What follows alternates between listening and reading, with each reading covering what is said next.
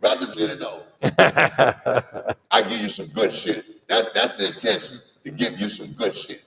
Everybody ain't gonna grab it, no way. You know what I'm saying? But in my neighborhood where I came up here, we learned to decipher the good shit from bad shit.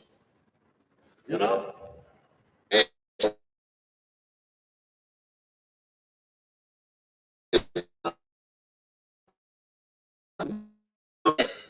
look for the hit.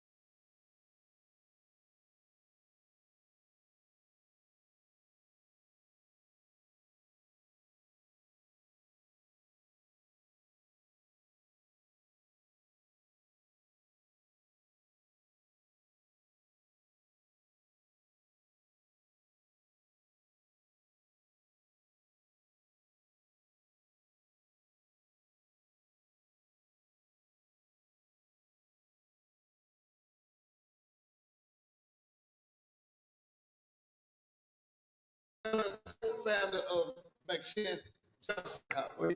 Thank you. Thank you, Marshall. You know, I gave Marshall a hit when we first met. I said, Marshall, if you keep hanging around them people, places, and things, you're going to keep coming back to jail. But I said, I know I don't look like much. I'm sure you want to hang out, but I hang out with recovering people, in the recovering community, and we do recovering stuff. And if you do that, you won't have to go back to jail no more. Yeah. And here you are 34 years later. 34 years. He was able to stay clean, work a career, raise his children. Now he's a grandfather, and he gets to go all over the country to visit his grandkids and get to come hang out with us in his spare time. I mean, that's a hit right there. You're going to get what you get when you do what you do. If you do active addiction-related stuff, you're going to get active addiction-related results. If you do recovery-related stuff, you're going to get recovery-related results. It is that simple. Now, as a new person, that don't sound very good. I remember my first year in 1982, I went through my first recovery season with the holidays and everything, and it sucked. It was terrible. But I didn't want to go back where I come from. I wanted to go forward. So as the years went by, the holidays got better, my career got better, my life got better. Here I am over 40 years clean and sober, and instead of chasing a drug or a drink or something not good for me, I'm chasing the opportunity to carry that message of recovery to people who need to hear the message and wants to hear the message. I know a lot of y'all, I know everybody needs to hear the message, but don't everybody want to hear it. So I take a risk. I go out on a limb and I go to people, places, and things that can't go to a meeting. They're not in Richmond, and they can't go to the Wednesday night meeting, the Thursday night meeting. They can't get out to it. But I know some of y'all wished you could if you was out there. So we're going to bring that meeting into you tonight. And we're going to bring you a good meeting tonight. I got you a good speaker tonight, good redneck bitch from up in that Ladysmith, all right? But the man got heart of a lion, all right? He ain't no quitter either. And I consider him a real stalwart in recovery. I'm in a meeting, I see this man at meetings like, because I still go to meetings. I'll still hit 3, 4, 5, 6, 7 meetings a week. Just depends on how busy I am and what I'm doing. But every time I hear that speaker tonight, I hear something I ain't heard before. And hey, look, I've been around 40 years. So there still must be a lot of stuff out there I need to hear. So I ain't going to waste his time tonight. When he gets done talking, we'll do question and answers like we always do. And hopefully we'll have a fun time before we leave up out of here. Y'all got that? So how about a warm welcome for our guest speaker tonight, John from Ladysmith. Come on up, John.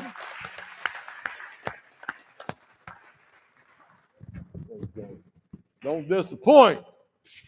I wasn't nervous till he just said that. Right? So I'm John. I'm an addict. John. My clean date is July 18, 2012.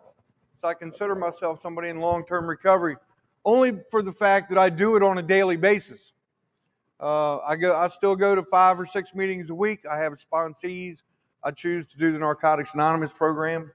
That's what I do. I work the 12 steps, and it has made my life much better than it was. I used for 38 years. I consider myself a professional user, right? I know how to find ways and means to get more. I don't know if y'all know anything about that. I figured that out a long time ago, that if I could lie my way through something, I could lie my way through anything. And that's how I worked my life. I started out with the little lies, got to the bigger ones and the bigger ones, until I turned into a chameleon where I would get and do anything I wanted with whoever I was with. Right? Because that's what I did. So I came into recovery. I want to say I did this on my own, but I didn't. I was married when I got here, and I got caught. It's plain and simple. I left the corner of the baggie of the Oxy in the ashtray of the Suburban, and I was good, man. I just got right. And she closed the door, and she's like, "What's this?" And I'm like, "Well, they don't belong to me." You know, that old lie. She said, "Whoever they belong to, you need to give them back." I was like, off the hook, right? And I was like, yes. We got home. Everything seemed to be okay. The next night, she said, "We need to run and do some errands." And I'm like, okay, let's go. Go to the CVS. We walk straight to the pharmacy. She picks up this drug test, not the $16 one, the $36 one. And she said, "Buy that." And I'm thinking, okay, why? Yeah, she walked me into the bathroom. She said, "Pee in this. This is just my story." And I said, "Well, give it here. I know how to pass those." Right in the toilet. She said, "No, pee now." And I'm like, whoa, oh, come on. You gonna hold it? She said, "Yeah, I'm gonna hold it." So look, here's what happened. She started screwing the lid on this thing, right? And all I could think about was the size of the hole in the roof that rainbow was gonna blow out it. And I started looking up. I swear to God. I was like, oh my God, here it goes. And it seemed like about 45 minutes, but it was only about 20 seconds. And she looked at that thing and she said, "It doesn't look so good for you." And I was like, why is that? So here's what I said. I said, "You know that thing's got to be wrong. It was probably made on a Monday. You know how people work on Mondays. They're just getting over the weekend." That's what I said. So we got in the car and she drove me around Richmond for about 3 hours until I cracked. Because what she said was, "You are not coming home until you open your mouth and tell me the truth." And I was like, oh shit. So I ended up telling her. And two things happened that day. One, I felt better. And two, I felt better. Because the secret was out. We've been married 18 years at that time, and I hid it very well. At that point, I was up to around 1,800 milligrams of oxy a day, right? Because more wasn't enough. I was trying to hide the pain through more, and it didn't work. So here I go. I start my journey. I get on the computer, and I'm looking for any kind of substance abuse, anything. 'Cause I didn't have any idea about Narcotics Anonymous. I went to AA with my grandmother, right? And so I knew about that. And I started punching in the computer, and Narcotics Anonymous pops up. And I was like, whoa, what's this? And then Suboxone. And I was like, oh, there's an out right there, a whole out. And it said you needed a doctor's note and all this other stuff. And I'm just keep typing. And I was like, well, I'm not getting that. I don't want anybody to know, right, that I have a problem. So I saw this meeting list and it says these are where these locations where these meetings are. So this is how I got there. I was like, I'm gonna pick a meeting on the furthest side of town so I can go in there. Nobody knows me. So that's what I did. I went to the furthest meeting I could find, and I walked in the door, and this lady says, "Well, hello, John." And I'm like, it was Brenda Pete. This is the lady that I drop my dog off every 2 weeks to wash my dog, right? And she's sitting right there, and so I sat down. I went in this little meeting, right? I remember where everybody was sitting. There was this loud girl over on the couch over here.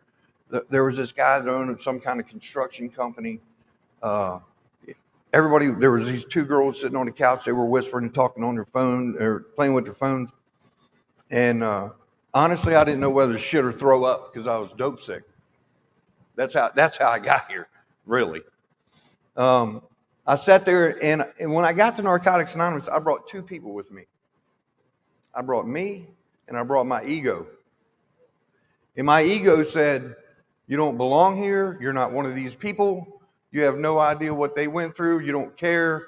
All I wanted to do is tell you how I had a six-figure job, and I didn't belong here, which was true to a point.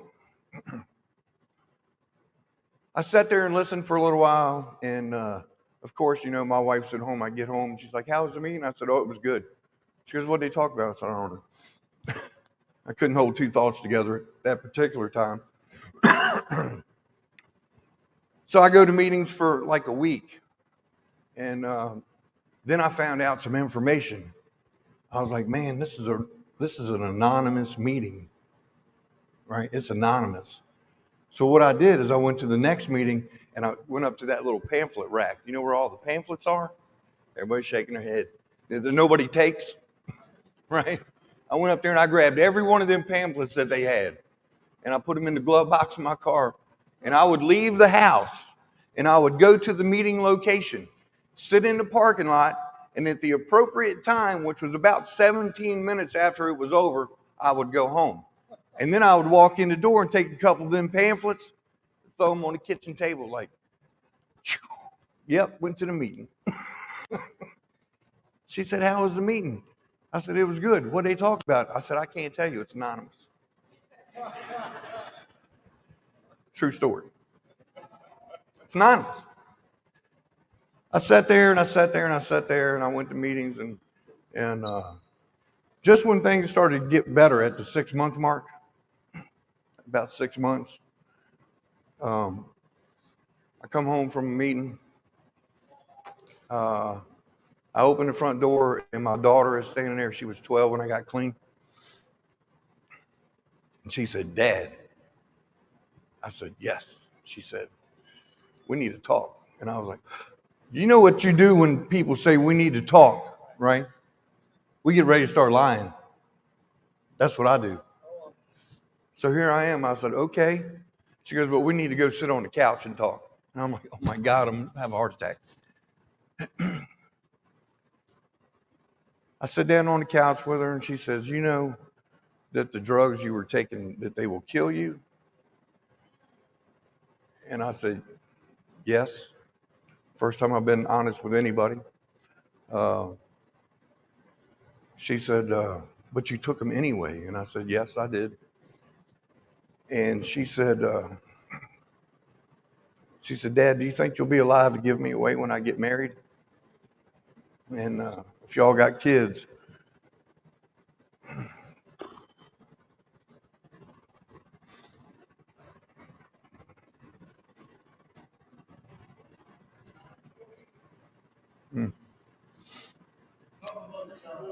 Gets me every time.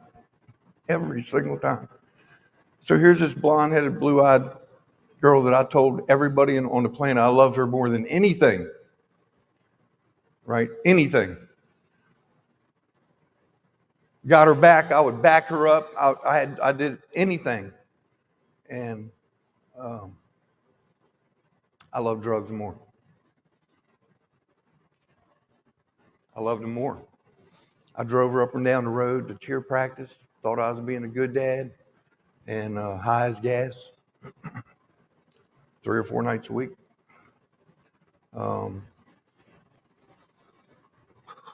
Drove her friends around. So that was the day that I said, you know what, maybe I'll give this thing a try. And as much as I didn't want to be in a program, I thought I knew everything. I thought what I knew was a way around everything, because they told me you got to go through it to get through it. Yeah. All right, back on track. That's powerful for me, y'all. Because once I started doing some step work, which, that's kind of the process in Narcotics Anonymous. You work 12 steps, 12 traditions, and 12 concepts. And you work that with a sponsor. So I'm off to get this home group because they told me I had to have this meeting that I attended regularly. And I go to this home group, and the first thing they said is, we're going to make you a greeter. So they stuck me at the front door, and they said, hug everybody that walks in the door. I was like, well, this is my personal space. Mine. Not theirs, mine. So here I'm hugging people. Know that side hug? Don't get close to me. I don't want to touch you. Get out of my space. Did that for a while. And they said, look, once you get done with this little project, then you can go to the next one in the home group. So I did. I hugged people for about a month and a half, and they moved me to the coffee cup washer. They had styrofoam cups in the corner, yet they drank coffee out of the freaking cups that were on the counter. And we had to wash them and dry them and put them away. So I went through that process, and then they said, we're going to give you the key to the church. You have to be here 30 minutes ahead and open it, right? So I did that. My next position was the treasurer. They're going to let me hold the money. They figured since I had the key for a whole month and I didn't steal nothing, they're going to let me hold the money. So I went through all the positions. I did them all, and I've been in the same home group for 10 years. And I'm going to be honest with you. When I got there was probably 30 people in this meeting on a weekly basis. About every 60 or 70 days, the faces would change. Today, I still have the same home group, and now the original members of the home group is 2. Me and my sponsor, right? And that's because he has 20 years clean. So there's 2 of us left. So our opportunity, right? This is our opportunity to make some changes in our life. My problem was when I went to go on and make the left turn, I made the right turn, right? I went totally away from all my responsibilities. I never grew up. Never grew up. They say you stop using, or you stop growing when you start using. Okay, so I started getting high at 9. 9 plus 10 is 19. I feel like that's where I am today, and I'm okay with that. So now I'm this grown man, with this little kid inside, just starting to learn some stuff. Just starting. If you want to do some changing, you got to do some changing. What they told me, if nothing changes, nothing changes. And when I say that, I said, if nothing changes, nothing fucking changes. And we know how to do all that other shit that we did. Why wouldn't you want to learn something new if this is where you're going to end up? How many people in here want to be here? I got one over here.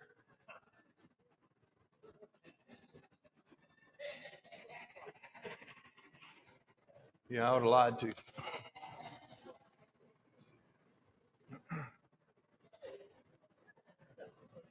Narcotics Anonymous afforded me some opportunities to get my life together, right?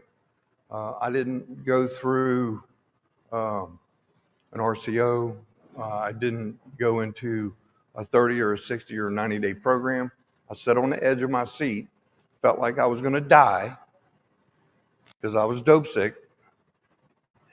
And I hung in there long enough to hear something that I needed to hear. And it happened to be from my 12-year-old. All my other kids were older. They already moved out. They already knew what I was doing. They just didn't say. They couldn't wait to leave. It took me a while to get some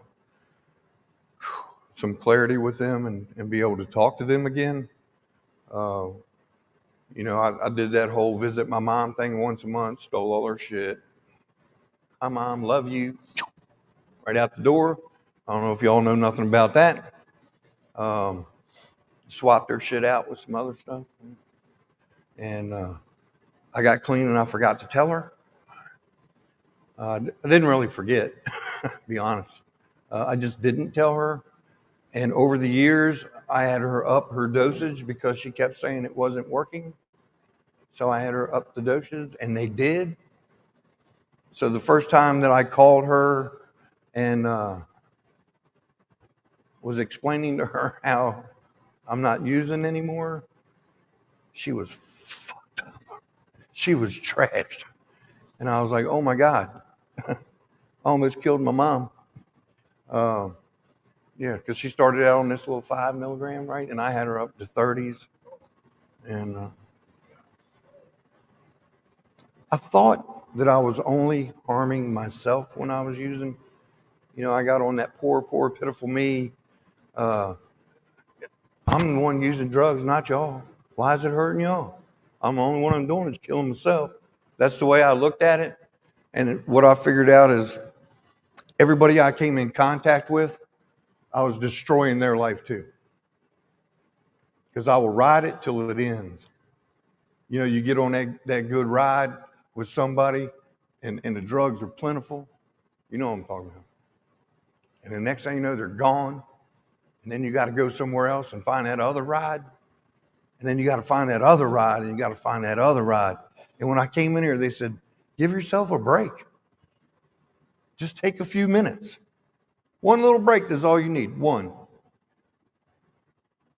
Here's your opportunity. It presents itself every day in y'all's lives right now. Right? Because y'all can't walk out the door. Use the time wisely. Learn some stuff in here. You know, get a grip on life. Even if you don't feel like changing, some days I don't feel like changing. Some days I don't want to even come out here. Some days I don't want to get out of bed.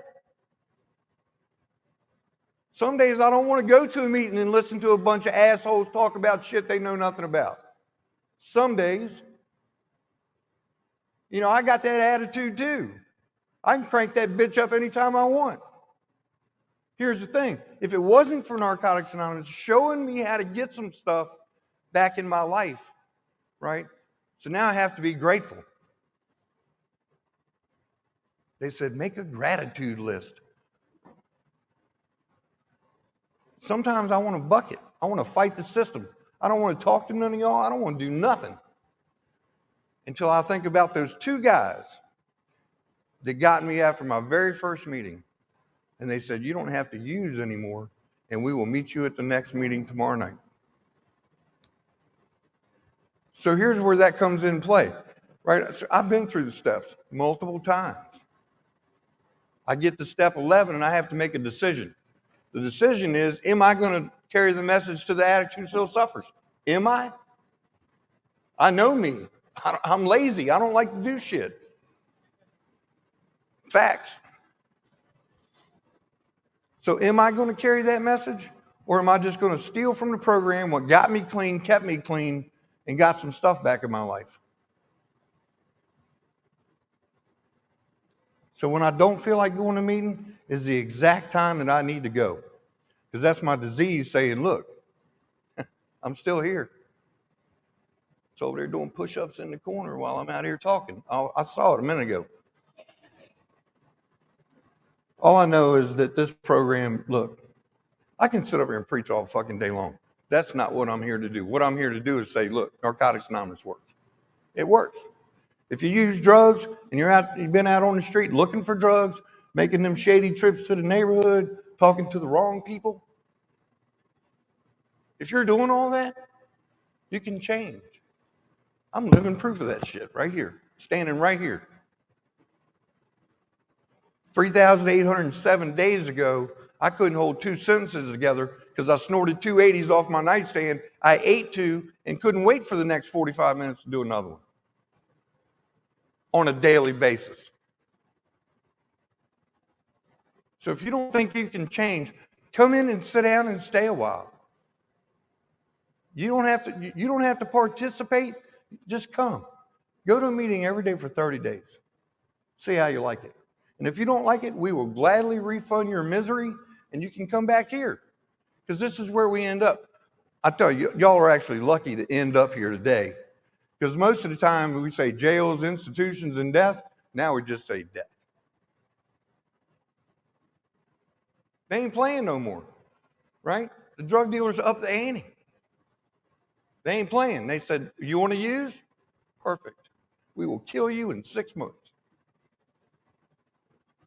Because that's where we end up. We don't end up in a lavish house doing the shit we do. Right? We got to work for that shit.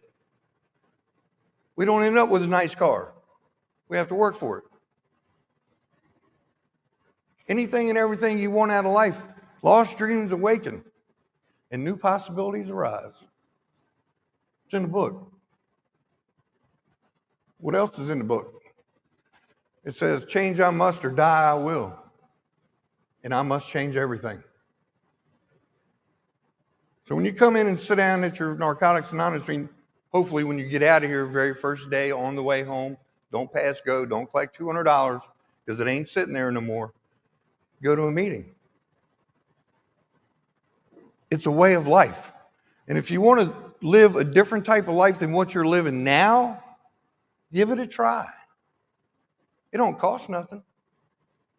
I've been going to meetings for 10 years. They never asked me for a dime. Not one time. They pass this basket around, the 7 Tradition basket. It says, if you can put something in there, put it in there. If you can't, keep coming back. They said it works if you work it, and you die if you don't.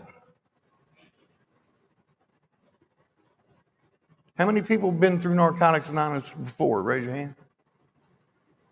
Woo! Still ended up here. Still ended up here, right? You weren't ready yet. Are you ready now? Better than sitting in here, right? Why wouldn't you want to change the way your life is if you can?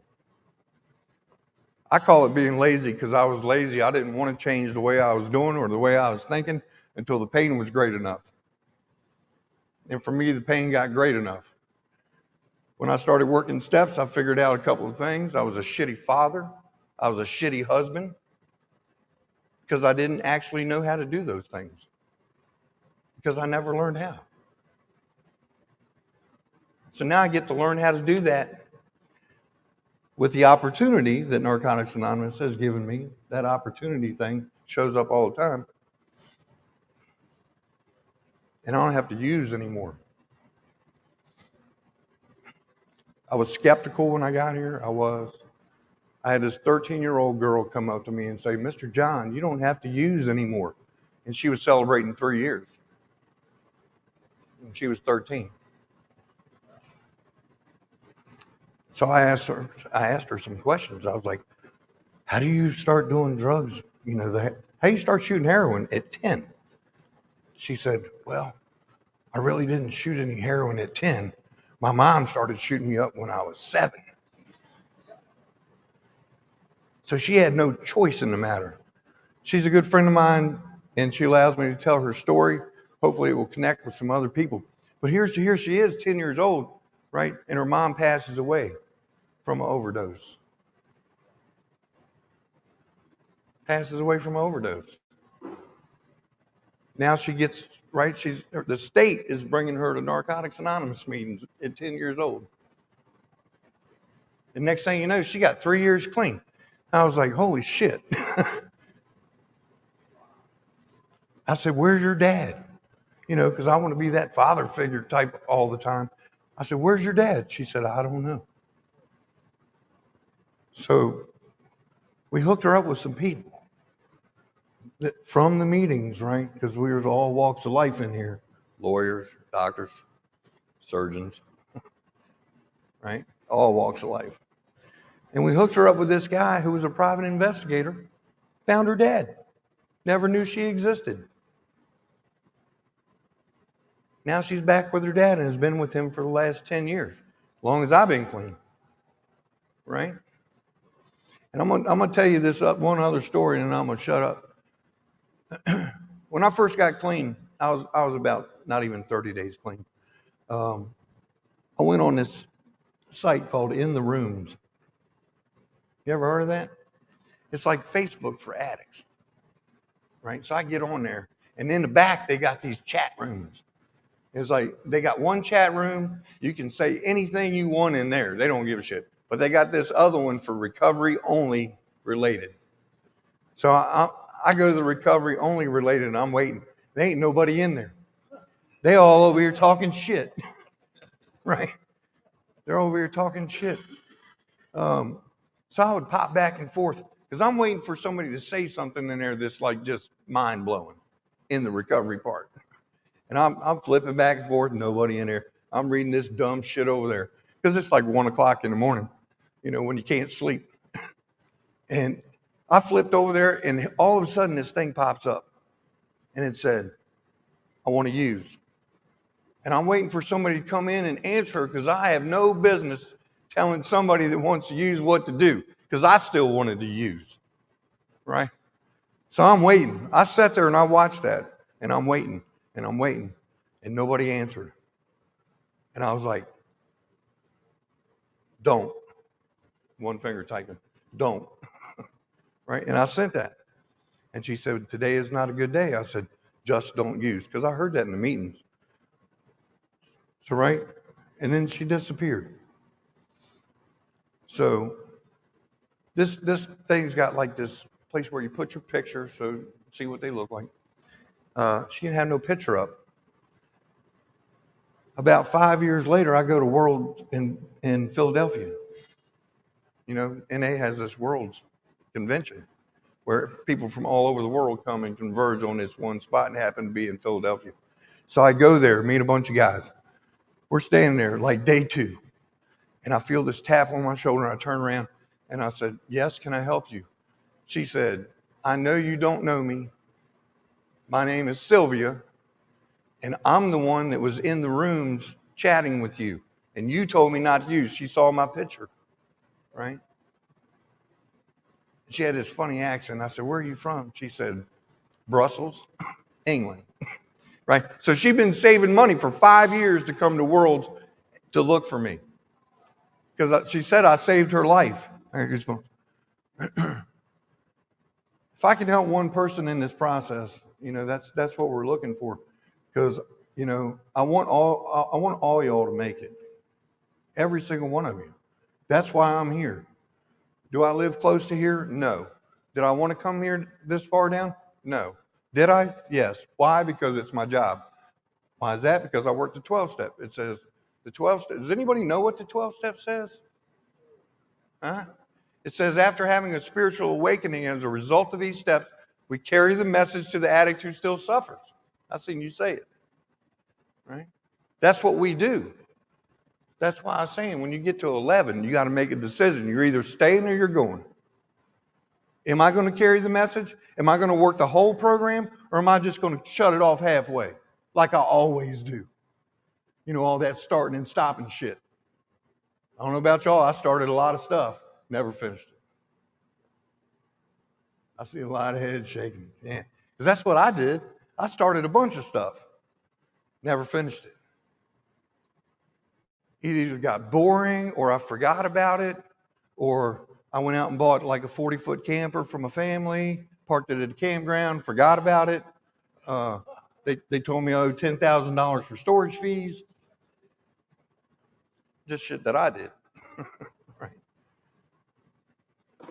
Today, my passion is drag racing, and that's what I do. Over the last 10 years, I've saved my own money and bought my own things and I have my own racing operation, right? With the help of my dad. He's an engine builder. Couldn't have done it without him. And what I do is every time I get close to Richmond, I invite addicts to come. Like we have a recovery day at the track, and you get 10 or 12 guys that come out and hang out, you know, and it all works out because they get to stay clean another day, and so do I. I haven't thought about using it in a long time. It's not my first thought in the morning when I get up. It's not the last thought when I go to bed.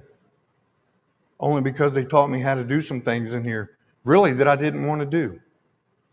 They just said, keep coming back, and we will love you till you learn how to love yourself. Lean on us until you can stand on your own. That's some of the things they said to me when I got here. If you don't know what you're doing, ask some questions. We will help you. The biggest thing I ever did was ask for help. And as soon as I said I need help, it was like a flood. People just like grabbed a hold of me, and they stood around me and held me up and took me to meetings, right? And I had a car, but they would come by and pick me up just to make sure I got there.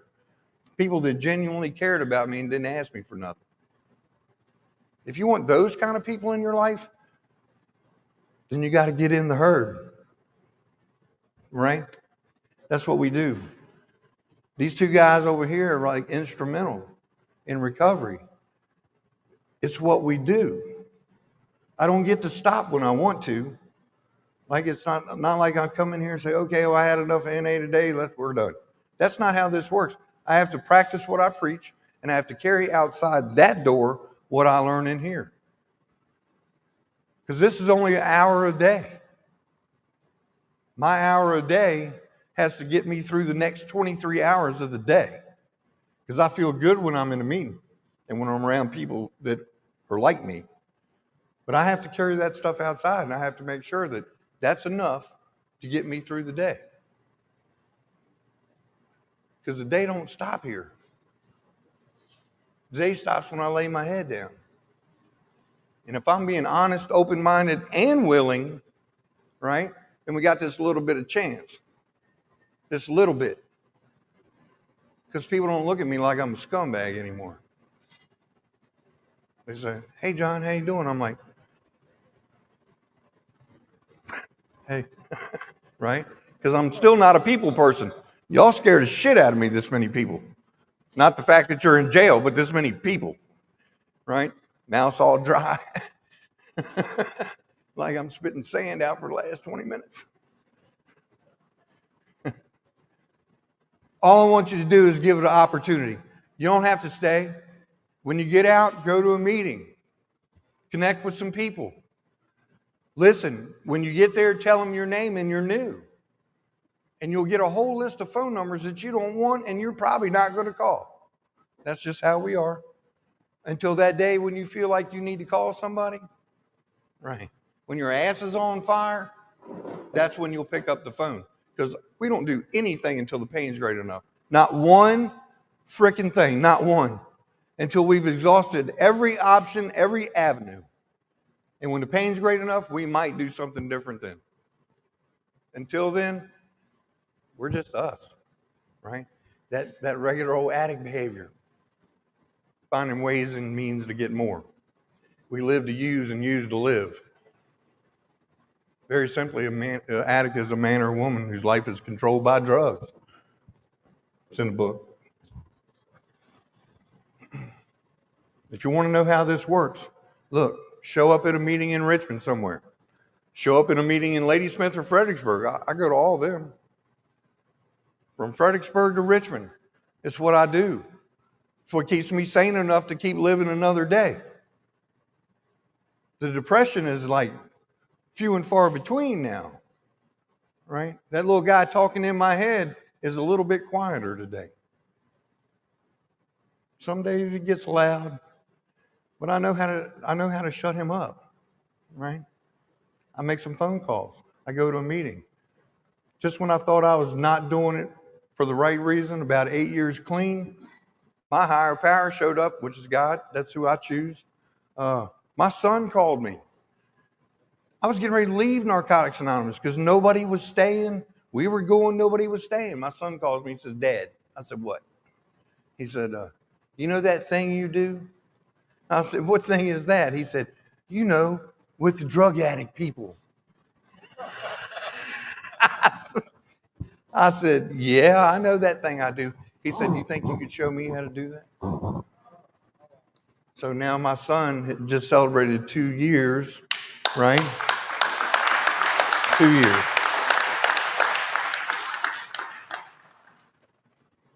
I'm proud of him. He's actually doing the damn thing, right? His life got to a point where it was unmanageable. First up, right? Life is unmanageable. Mine was a fucking train wreck. Today, not so much. Look, thank you guys for being here today while I'm here. Not that you're in here or whenever you're leaving. That would be great if it was tomorrow. But I want to thank you guys for being here today. You guys. Not the guys in the hallway, not the people in the office, you guys. Because I got to talk to you. Right? All we have to do is do a little work. And you can have this too. Get your kids and your family back. Show up at a meeting. Do a little work. You ain't got to do a lot. Just a little. We ain't asking you to build a rocket. Just put a little pencil on a piece of paper. Right? Thank you guys for letting me share.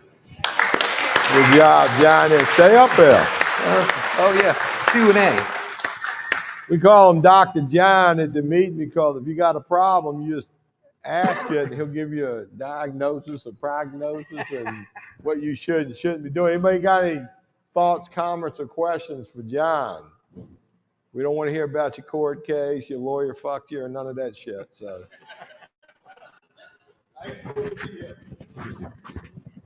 what y'all think? Man, it's real. If you got the same illness he got, do the same stuff he gets, you get the same stuff he got. And I've seen his race car, by the way. He can do a wheelie on that thing. That thing is a badass car. My name might go on Friday. My release date Friday. I was wondering if you got any information on any meetings on Friday at Richmond. Friday night. What a good meeting Friday night. 7 o'clock, Hatcher at McShin. Yeah. Killer meet, man. 100 people be there. 2300 Dumbarton. 2300 Dumbarton. Same place you're going to walk to if you need a place to stay. That in that building.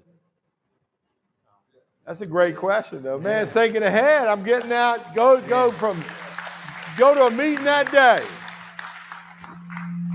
Yeah. Monument in Malvern at 8 o'clock. What's up with that shit? Never been there. I got one, John. Hey, John, didn't you say you were going to bring donuts tonight? Say what? Oh, the marshal was going to bring the donuts tonight, but when he found out there could be 130 people in here, he said he ain't got that. So that marshal shit there. He's like, give me that microphone. Hey, Friday the 30th, we're going to bring something, and I got to check my budget, but I'll bring enough for everybody to have something on Friday. Hey, we got a special program set up for the 30th. The 30th. Yeah, it's gonna be like we got like 8-10 minute speakers. Shit, It'll be like a little speaker jam. They told me to sit down and shut up. we're gonna have donuts and We got a movie star coming. We got a stripper coming. We got some good talent coming.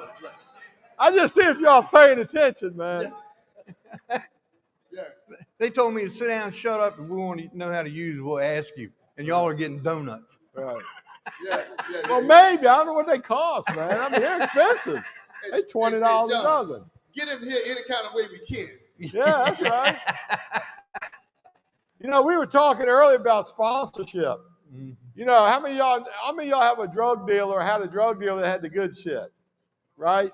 Just one guy or one girl, you can always get good stuff. Mm-hmm. See, a sponsor in recovery in Narcotics Anonymous, that's a person who's got a good message of hope, you know what I'm saying? You know, so you got a skill set that chases the good stuff, okay? This recovering connection, he's recovered, the recovery herd, the good stuff then. The old timers got the good stuff, the good information, the good what to do, where to go. And me and John were talking before the meeting, said, if all these people went to a meeting and looked for a sponsor, we don't have enough qualified sponsors out there. And I said, look, when I was 5 months clean in 1983, 82, 83, I got clean in 82, but I had my third deployment in the Marine Corps. I went on a battalion landing team, a whole, float, deployment. Any sailors and Marines in here, you know what I'm talking about. And in my battalion, out of 1,500 Marines and sailors, there was only one other guy in recovery. He had 6 months clean. I had 5 months clean. He became my sponsor on that deployment. We both got off that deployment 6 months later, still clean and sober. So there's a sponsor for everybody. Yep. You got to look for that person, find that person. And John mentioned the steps. A lot of y'all been to Narcotics Anonymous or Alcoholics Anonymous. A shitload of them have been. I saw their hands. And you come up out of there and you relapse. And I went there, I did that, it did not work. Well, I like to ask this question. There's a little boy goes to the circus. He saves his money. He's 15. He goes down to the train track. The train pulls in.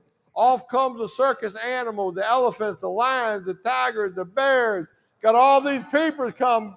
All these people come out. The trapeze folks, the dancers, the clowns, the jokers, and the little short guy with a hat and a cane even took the boy's money.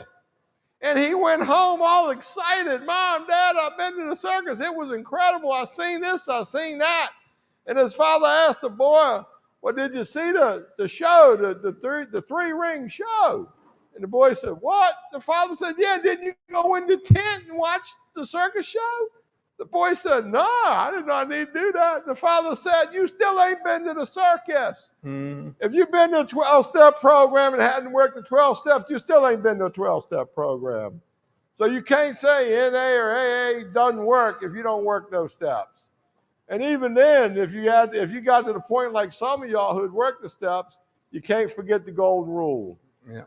You got to keep showing up. I've been showing up. Me and Marshall been showing up. John's showing up. And we getting the benefits and the blessings of showing up. And it's a lot easier to show up than to go back and do the crap we were doing. Ooh. You know how hard it is to be in active addiction, how hard it is to navigate a court case or a jail cell or a reentry? It's difficult. It's hard. But once you get in recovery and things are going good, it is so much simpler and easier. I promise you that. It's like it's a no-brainer at that point. Relapse, shit sandwich. Recovery, Twinkie. Think about that. Drug use, turd sandwich. I'm going to clean it up a little bit. Going to meetings, Twinkie. Come on, it's no-brainer stuff we're talking about. Marshall? Hey, John, thank you for sharing, John. I got a couple of things. When John was sharing, he was talking about he had a car. Somebody still used to pick him up, take him to meetings, show him how. My thinking now is I didn't know how to use, and the majority of us didn't know how to use. Somebody had to show us. We had to watch somebody. I saw so-and-so do this. I think I know how to do it. He talked about the little girl that was 10 years old, and her mother was injecting her. This is what happened to me. The first time I got injected, I ain't know how to do it. Somebody had to inject me. Somebody had to show me. It's the very same thing about recovery. The OG, somebody that been here before you, got to show you how this thing works. Got to show you how to do it.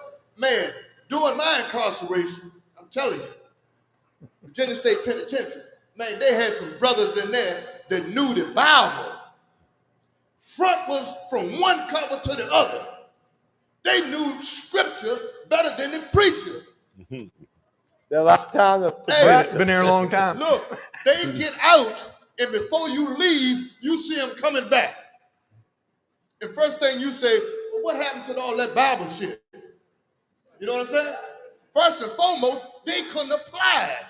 They couldn't apply it once they got out because they didn't have a sponsor. That's what we say here. Get a sponsor, man. A sponsor show you how to work the steps, show you how to get this thing done. Because if you get out and try to do it on your own, that's what got us here. My way, my way, my way of thinking, my way of doing things.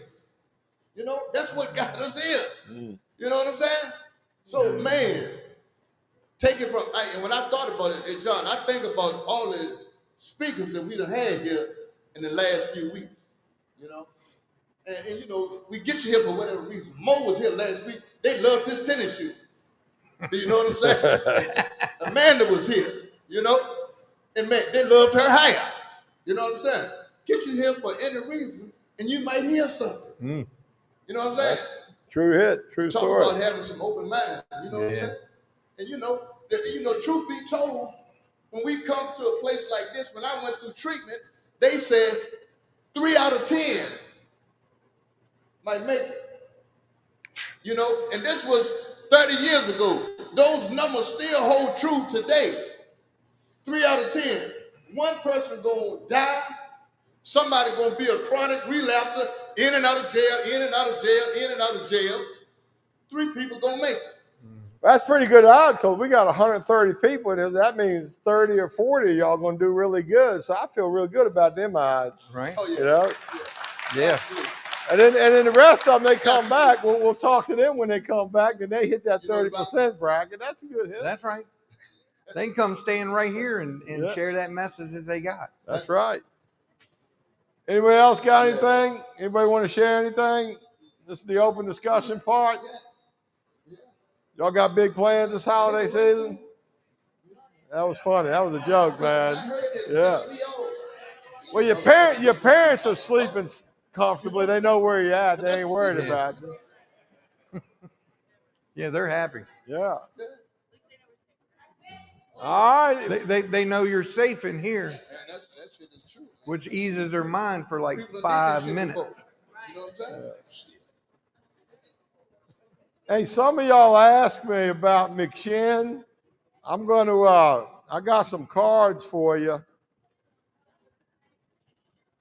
Yeah. Not Christmas cards. Everybody got a card. But look, a lot of y'all ask about sober living. Just so you'll know, when you get done with your sentence, you want to re-enter, you want to go to a recovery organization, Pass that to the donor bank. call this girl. The bed fee is $140 a week, so you'll know there's a cost to it.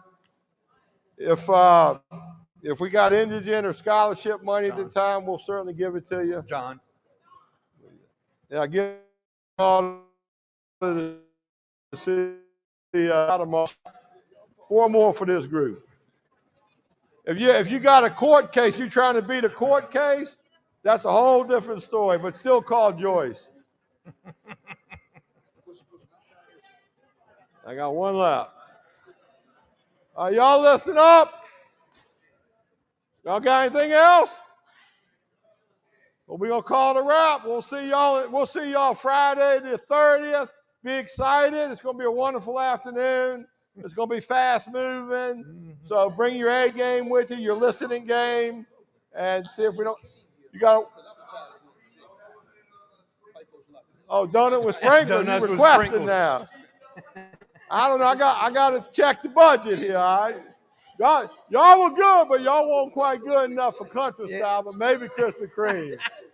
All right. Thank you very much, gang. I'll see y'all on the 30th. Boy, you hear people say all the time, you're too smart for this. You're too smart for this. But man, I'm on here in the morning. Good luck.